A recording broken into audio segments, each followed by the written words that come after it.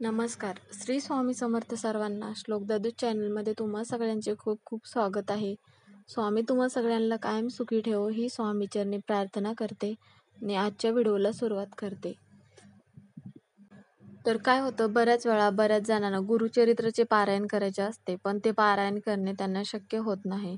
कारण गुरुचरित्राचे पारायण किंवा गुरुचरित्र हा एक असा ग्रंथ आहे की त्या ग्रंथ वाचन केल्याने किंवा त्या ग्रंथाचे पारायण केल्याने अशी कोणतीच गोष्ट नाही की ती शक्य होत नाही. सगळ्या गोष्टी ज्या अशक्य असतात ते शक्य होणारं ते पारायण आहे. तर त्या पारायणासाठी बऱ्याच नियम अटी आहेत. त्यामुळं बऱ्याच जणांना त्या गोष्टी म्हणा किंवा एवढा वेळ बसून वाचन करणं हे शक्य होत नाही. तर मग गुरुचरित्राचे पारायण केल्याने आजारपण बरे होते किंवा एखाद्याला मूलबाळ होत नसेल तर ते मूलबाळ होण्यास पण पारायण केल्यानंतर मग त्यांच्या ज्या अडचणी आहेत त्या अडचणी दूर होतात. किंवा अजून एखाद्या मुलींचे म्हणा किंवा लग्न वगैरे जुळत नसेल, सतत अडचणी येत असतील तर त्यासाठी पण त्या अडचणी दूर होण्यास पण मदत होते. अशा बऱ्याच गोष्टी आहेत की त्यासाठी गुरुचरित्राचे पारायण केल्याने सगळ्या बऱ्याच अडचणी दूर होतात. तर त्याचप्रमाणे ज्यांना गुरुचरित्राचे पारायण करणे शक्य होत नाही तर त्यांनी मग गुरुचरित्रातील बरेच अध्याय असे आहेत की ते अध्याय वाचन केल्याने बऱ्याच अडचणी दूर होतात. त्यातलाच एक अध्याय असा आहे की तो कोणता अध्याय आहे आणि त्या कोणत्या अध्यायाचे वाचन केल्याने काय होते ते आजच्या व्हिडिओमध्ये आपण बघणार आहोत. तर व्हिडिओ शेवटपर्यंत नक्की बघा. तर म्हणजे काय की जर एखाद्याच्या डोक्यावर कर्जाचा डोंगर असेल तर मग ते कर्ज कमी होण्यासाठी कोणता अध्याय वाचन केला पाहिजे ते आज आपण बघणार आहोत. तर मग काय करायचं आहे, गुरुचरित्रातील 14वा अध्याय तुम्ही सलग 11 दिवस वाचन करायचं आहे. जी पण काय तुमच्या कर्जाचा डोंगर असेल म्हणा किंवा कर्ज असेल, तुम्ही भरपूर पैसे कमवता पण तुमचं कर्ज दूर होण्यास म्हणा किंवा अजून काही अडचणी येतात सतत, तर त्या अडचणी दूर होण्यास मदत होऊ शकते. तर मग त्यासाठी तुम्हाला कधीपासून सुरुवात करायला लागेल, तर तुम्ही कोणत्या पण गुरुवारी चालू करू शकता. म्हणजे गुरुचरित्रातील आता बऱ्याच जणांचं काय होईल की आमच्याकडे गुरुचरित्र ग्रंथ नाही, कारण घरी जर ग्रंथ आणला गुरुचरित्र तर त्याचं पारायण वर्षातून एक तरी पारायण करावंच लागतं. त्यामुळं मग बरेच जण गुरुचरित्राचा ग्रंथ घरी घेऊन येत नाहीत, कारण घरी पारायण करणे शक्य होत नाही त्यामुळे. तर त्यासाठी मग तुम्हाला 14वा अध्यायाचं तेवढाच एक अध्याय आहे, त्याचं एक पुस्तक तुम्हाला छोटंसं भेटेल. तुमच्या जवळपास पुस्तकांचं दुकान म्हणा किंवा मंदिर मठ असेल तर तिथे तुम्हाला 14वा अध्यायाचं एक अध्याय म्हणून पुस्तक भेटेल, तर ते तुम्ही तिथून घेऊ शकता. त्यासाठी तुम्हाला पूर्ण ग्रंथ विकत घेण्याची आवश्यकता नाही.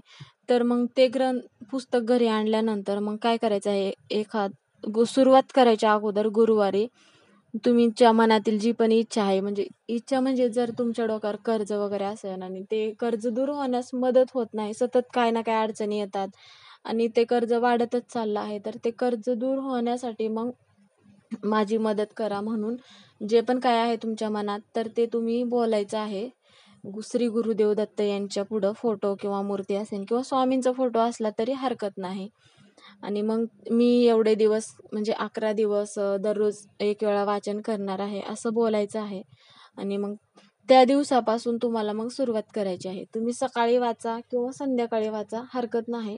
पण 12 ते 1च्या दरम्यान वाचन करू नका, कारण 12 ते 1 श्री गुरुदेव दत्त यांच्या भिक्षेची वेळ असते.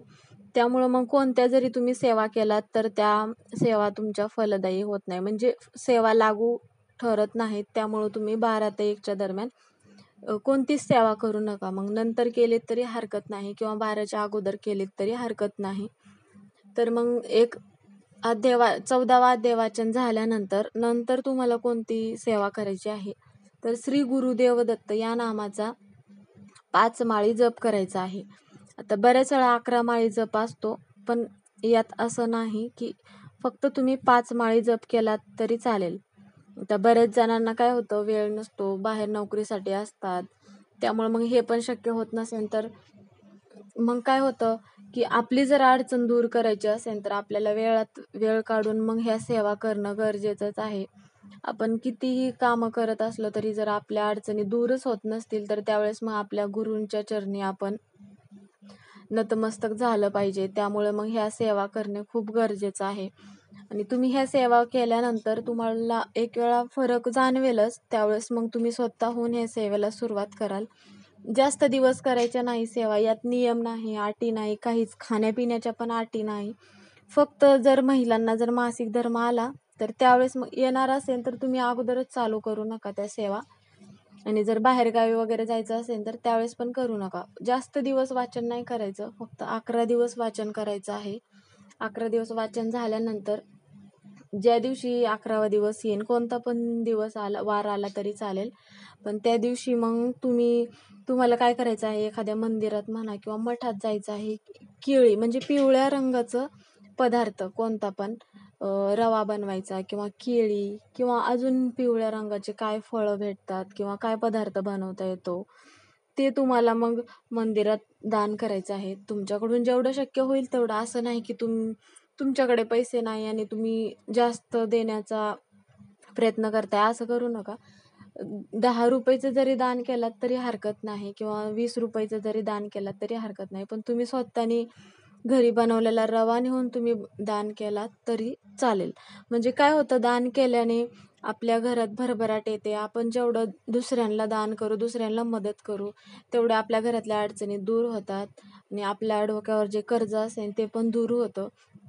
त्यामुळं दान कधीही करत चला तुम्ही. इतरांना मदत करा, दान करा. हे स्वामींचं आणि गुरुदेव दत्त यांचं म्हणणं असतं.